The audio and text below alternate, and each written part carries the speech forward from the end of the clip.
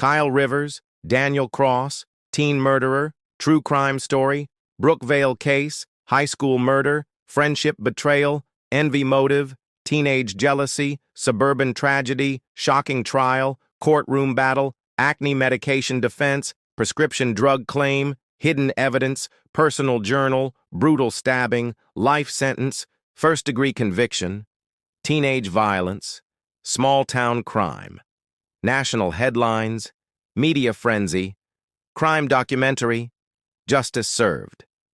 The town of Brookvale always carried a postcard charm, the kind of place that felt untouched by the chaos of the outside world.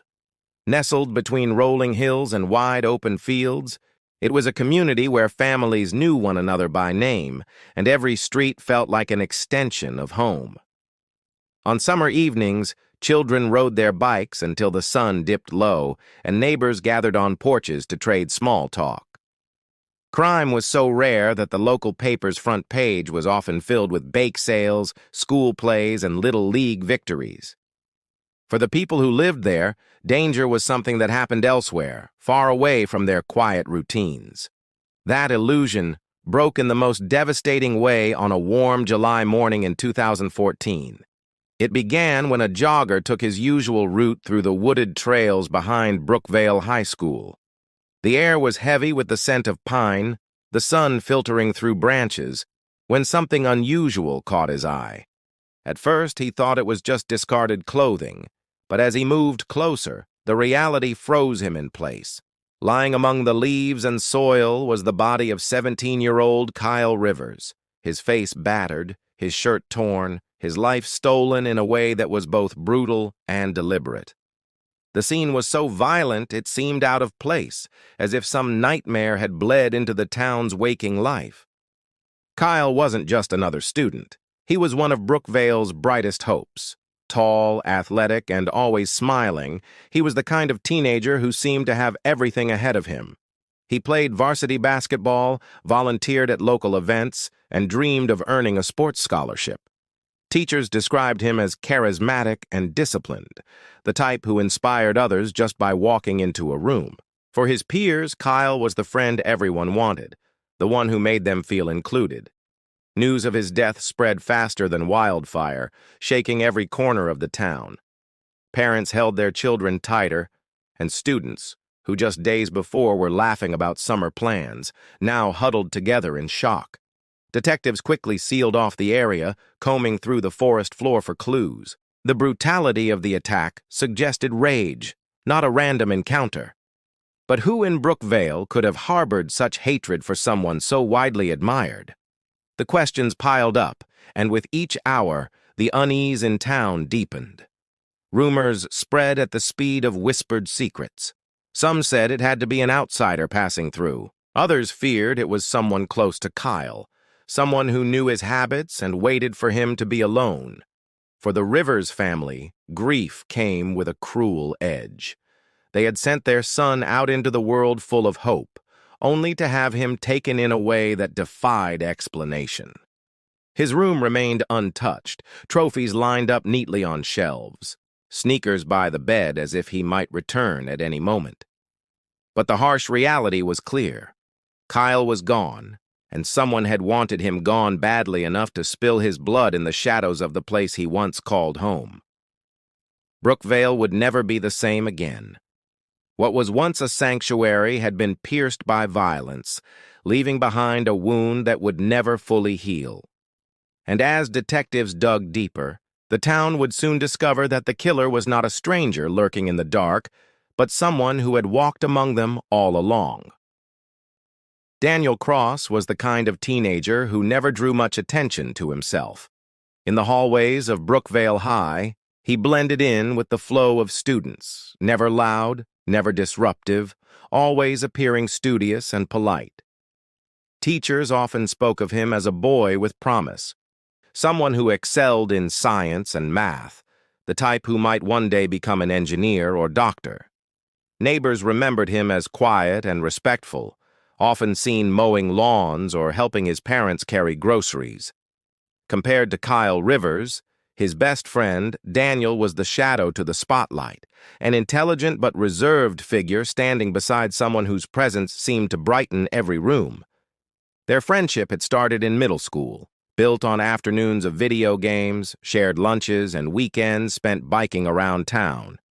Kyle's charisma drew Daniel in, and Daniel's loyalty made him a reliable companion. To the outside world, they looked inseparable. Two boys from the same neighborhood, always together, always laughing.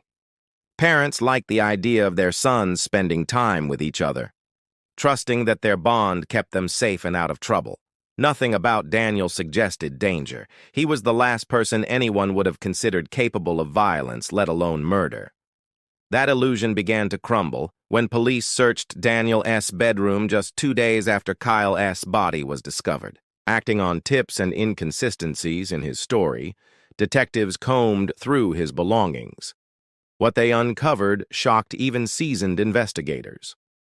Tucked beneath his mattress was a dark hoodie, stained with blood later confirmed to be Kyle's. A folding knife lay hidden inside his desk drawer, its blade scratched and faintly marked with dried red spots. The most chilling find was Kyle's broken wristwatch, its band cracked as if torn away during a struggle.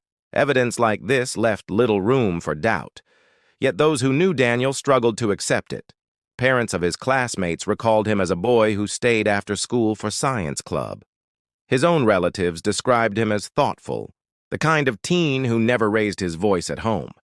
Teachers flipped through his file, looking for signs of trouble, but found only glowing remarks about his intelligence and behavior. How could the quiet boy who solved equations on the chalkboard be the same person who left his best friend bleeding in the woods? Investigators worked to piece together a timeline, and it soon became clear that Daniel had opportunities others did not. He knew Kyle's routines, where he hung out, when he went running. The forest where Kyle was found was a place they both frequented during summers, a secluded spot far from the eyes of adults. To detectives, it looked less like coincidence and more like a plan, a betrayal carried out by someone who had earned Kyle S.'s trust over years of friendship. The town reeled from the news. Brookvale had already been shaken by Kyle's death, but the revelation that his closest friend was the prime suspect transformed sorrow into disbelief. Parents whispered nervously at grocery stores, and students stared at one another with a new kind of suspicion. If Daniel could hide such darkness behind a quiet smile, who else among them was capable of secrets just as terrifying? The sense of safety that once defined Brookvale had been shattered, replaced by a growing awareness that evil sometimes wears the most ordinary face. When Daniel Cross stood trial, everyone expected the proceedings to reveal why a teenager would turn on his best friend. What they did not expect was the story his defense team put forward. Instead of denying the evidence or attempting to shift blame, they claimed Daniel was not in control of himself when Kyle Rivers was killed. Their explanation was both shocking and strangely captivating. They said an acne medication had altered Daniel S.'s mind and pushed him toward an act of violence he never would have committed otherwise. The argument was built carefully, with Daniel S. attorneys painting a picture of a boy caught in the grip of dangerous side effects. They explained that Daniel had started the prescription months before the murder, hoping to finally get rid of the breakouts that made him self-conscious. But according to them, the drug carried hidden costs, mood swings, depression, and a sudden, unpredictable rage that overtook him in ways he could not resist. To the jury, they suggested that Kyle S.'s death was not the result of jealousy or planning, but of a chemical imbalance caused by a treatment that was supposed to help him. The claims stirred up a storm of public reaction. Headlines spread quickly, labeling it the acne drug defense. Parents who had children on similar medications began to panic, calling doctors and searching the internet for side effects they might have overlooked. Local talk shows debated whether pharmaceutical companies were hiding the truth. To some, the defense sounded plausible. Teenagers already faced waves of hormones and emotions. What if a pill tipped the balance too far? Others were furious, accusing Daniel A.'s lawyers of grasping for excuses and dragging innocent companies into a case that was clearly about personal responsibility. Inside the courtroom, the defense worked hard to make their argument feel real. They brought in psychiatrists to describe how certain medications had been linked to aggression in rare cases. They showed charts and studies, highlighting any evidence that might suggest Daniel's mind had been hijacked by forces beyond his control. Even Daniel's parents testified, speaking about changes they had noticed, times when he seemed withdrawn, moments when his temper flared in ways they had never seen before. They painted a picture of a boy slipping away from himself, a boy who, without the drug, might still be laughing with his best friend instead of sitting in a courtroom accused of his murder. For a while, the story took hold. Jurors leaned forward, listening intently as experts explained how chemicals in the brain could be disrupted. Reporters scribbled notes eagerly, knowing the angle would make sensational headlines. The idea that a simple prescription could lead to something so horrific captured imaginations and fears alike. It seemed, at least for a moment, that the defense had created a crack in what had looked like an airtight case. But beneath the polished arguments and carefully chosen testimony, doubt lingered. Was the drug really to blame, or was it just a convenient shield for something darker? The prosecution waited patiently, letting the defense build its case, preparing to dismantle it piece by piece. The trial was no longer just about a murder. It had become a battle between science, law, and the unsettling possibility that a pill meant to heal could instead destroy lives. The defense had built its argument like a fortress, stacking expert testimony and emotional appeals to convince the jury that Daniel Cross was more victim than villain.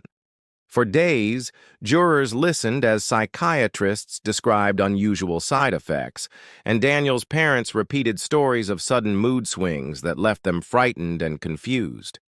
The courtroom felt tense, as if everyone was holding their breath to see whether this strange narrative could actually succeed. But then the prosecution began its case, and the cracks started to appear.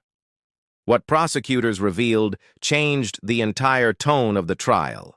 They introduced Daniel's personal journal, a thick notebook filled with months of handwritten entries. Instead of reflections of a troubled boy losing control, the pages read like a window into envy and resentment.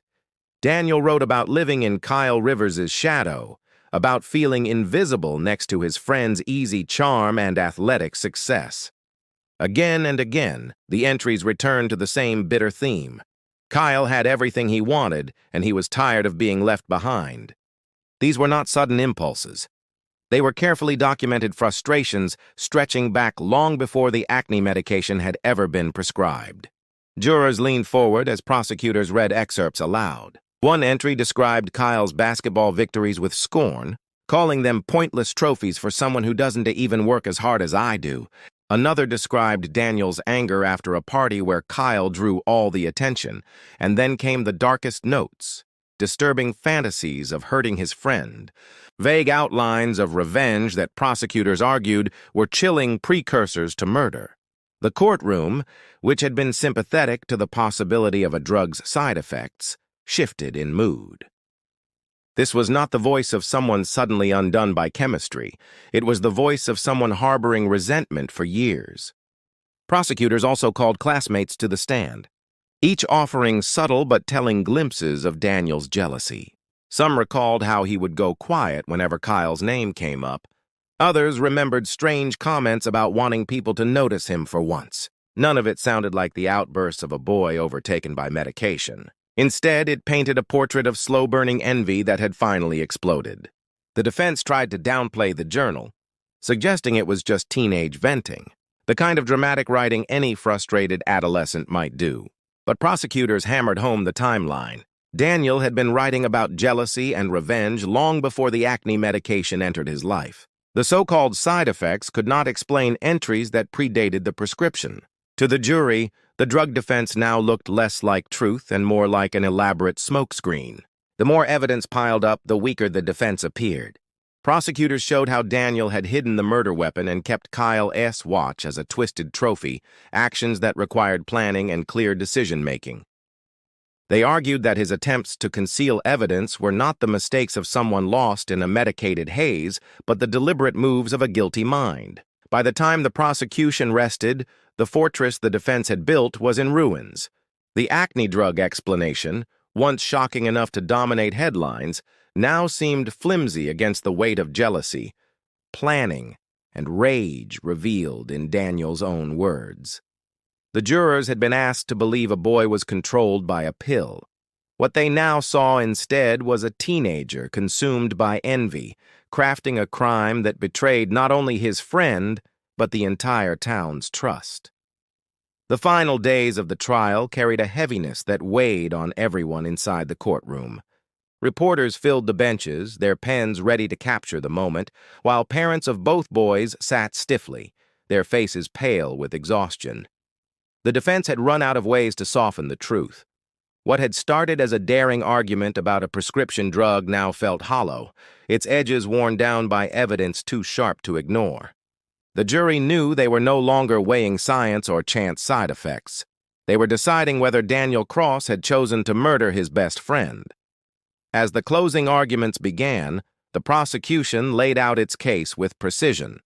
They reminded the jury of the journal entries, the hidden knife, and the broken wristwatch. They painted Daniel not as a boy swept away by uncontrollable impulses, but as someone who let envy grow until it consumed him. They spoke of betrayal, of the chilling reality that Kyle Rivers had trusted Daniel completely, never suspecting the danger so close at hand. Their words left the room silent, except for the soft scratching of reporters recording every phrase. The defense tried one last time to salvage their theory. They urged the jury to remember that Daniel was young, his brain still developing, and that the drug could have tipped him into a darkness he might never have entered otherwise. They spoke about tragedy, about a life ruined by poor judgment and external influence. But the power of their words seemed dim against the mountain of evidence. The jury's eyes rarely left the table where Daniel sat, his face pale, his hands clenched together as if bracing for what was to come. When the jury retired to deliberate, the town of Brookvale seemed to hold its breath. Parents waited outside, students gathered around phones for updates, and news anchors speculated endlessly on how long the decision might take. Hours stretched on, and the courtroom remained tense, every whisper echoing against the walls. Then, just before nightfall, the jury returned. Their faces told the story before the foreman spoke. The verdict was guilty of first-degree murder. Daniel Cross, once seen as a quiet and promising boy, was sentenced to life in prison without the possibility of parole. The courtroom erupted with a mix of gasps, muffled cries, and the click of cameras. Kyle's family wept quietly, holding one another as they absorbed the reality that justice, in its most final form, had been served. Daniel's parents sat in stunned silence, the weight of the sentence crashing over them with unbearable force. For the town, the case left scars that could not be erased. Brookvale had lost not only one life, but two, the victim who had been full of promise and the killer who had thrown his future away. The story became a warning passed down in hushed tones. Envy can fester unseen, and trust can be shattered in an instant. The idea that a medication could explain such horror faded quickly, replaced by the chilling truth that sometimes darkness grows quietly, hidden behind familiar smiles and polite gestures. Years later, people still spoke of the murder. They remembered how safe Brookvale once felt, and how quickly that illusion crumbled.